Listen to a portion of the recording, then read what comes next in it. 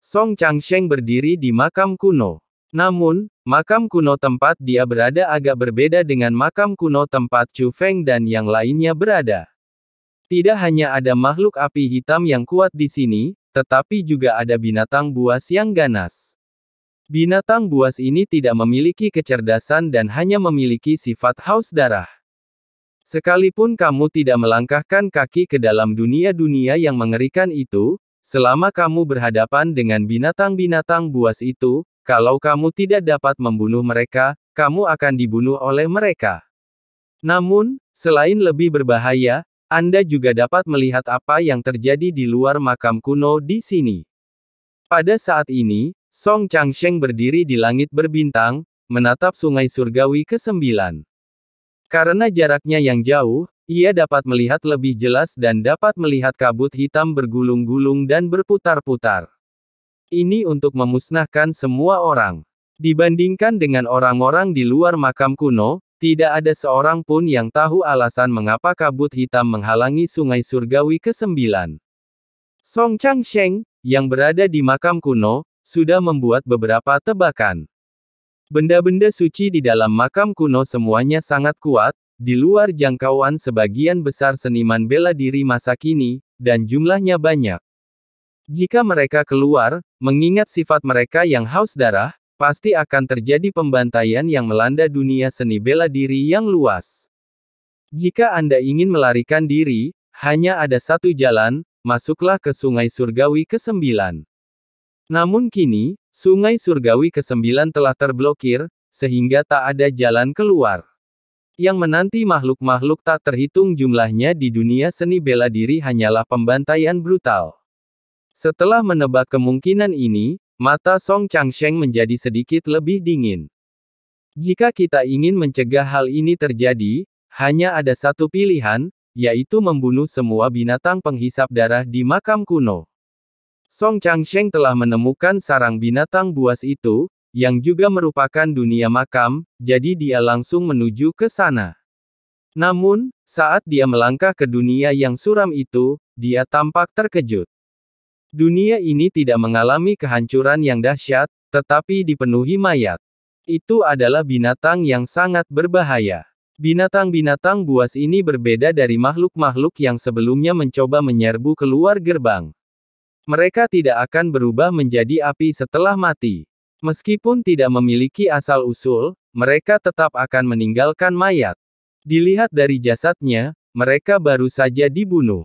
Tiba-tiba, Song Changsheng merasakan adanya napas, jadi dia melangkah maju, dan pemandangan di sekitarnya berlalu dengan cepat, dan dalam sekejap dia tiba di tempat yang sama sekali berbeda.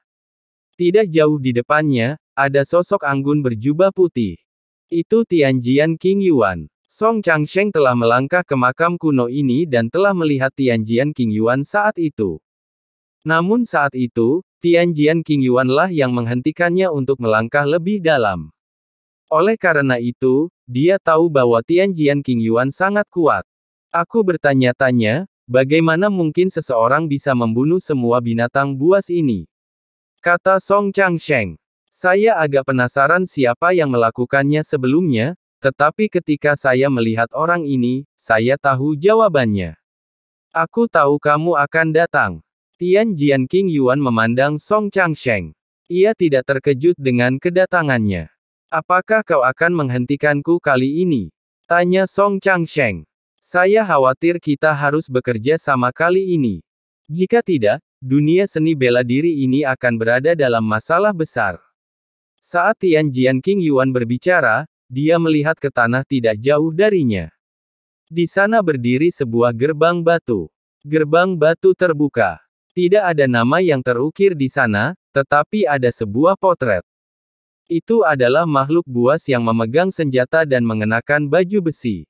Hal ini memberi orang-orang kesan bahwa itu adalah kombinasi dari makhluk api hitam sebelumnya dan makhluk buas yang ada di sini. Namun dari sudut pandang manapun, benda yang diukir pada gerbang batu itu lebih kuat. Ini tidak mudah. Song Changsheng mendesah. Ya, Tianjian King Yuan mengangguk sedikit. Apakah kamu sudah masuk? Tanya Song Changsheng. Belum. Kata Tianjian King Yuan. Apakah ada benda seperti itu di dalam pintu? Tanya Song Changsheng. Apa yang ia maksud tentu saja ukiran pada pintu. Kalau cuma ini, nggak ada yang perlu ditakutkan. Tapi, aku takut ada sesuatu yang lebih kuat di luar sana. Jika kau dan aku bisa melenyapkannya, kita bisa menyelamatkan dunia seni bela diri. Tapi ini seharusnya tidak semudah itu, kata Tianjian King Yuan. Memang, dilihat dari apa yang terungkap saat ini di makam kuno ini, sungguh tidak pasti apakah masih ada makhluk purba yang bertahan hidup di sini, kata Song Changsheng. Dia jarang mengucapkan kata-kata yang mengecilkan hati, tetapi dia juga realistis. Meskipun dia tidak lemah, dia hanya berada di dunia seni bela diri saat ini. Dibandingkan dengan para master top di zaman kuno, dia jauh tertinggal, apalagi keberadaan Taigu.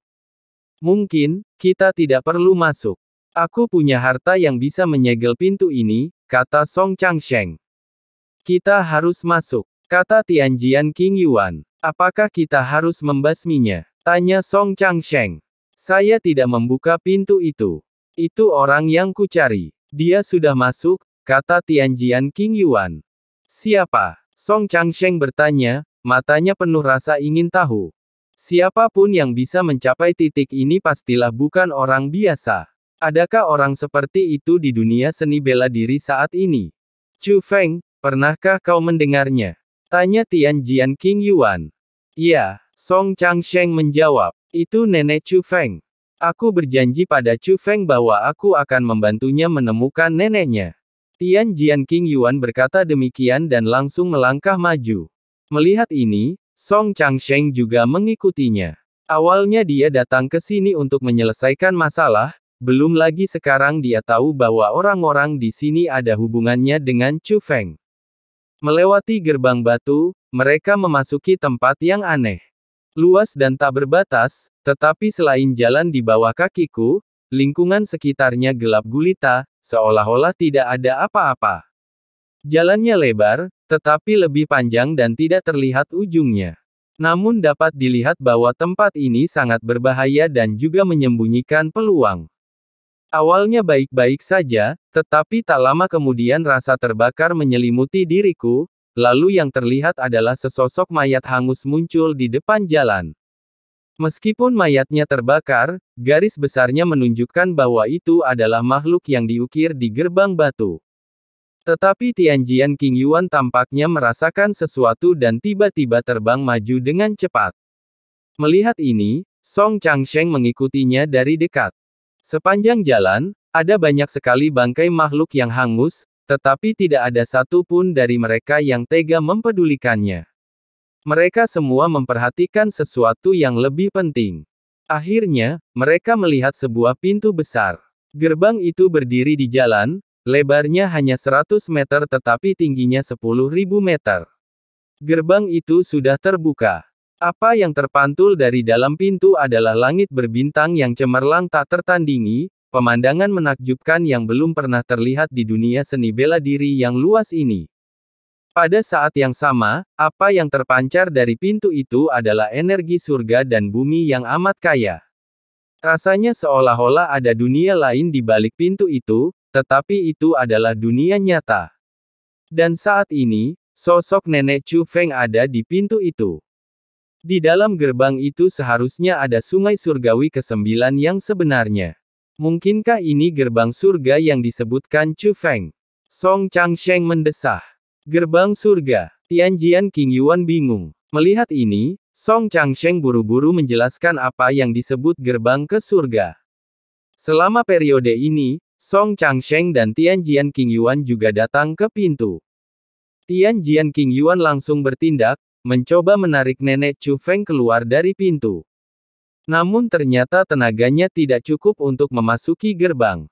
Hal ini membuat ekspresi Tianjian King Yuan menjadi rumit. Dia sudah tahu bahwa memasuki gerbang surga adalah hal baik dan kesempatan besar. Tetapi yang harus dilakukannya adalah membawa nenek Chu Feng kembali. Dia melakukannya. Langkahnya barusan adalah menarik nenek Chu Feng keluar dari pintu. Namun saat ini, kekuatannya tidak cukup untuk memasuki pintu itu. Jika hal ini terjadi, janji temu akan batal.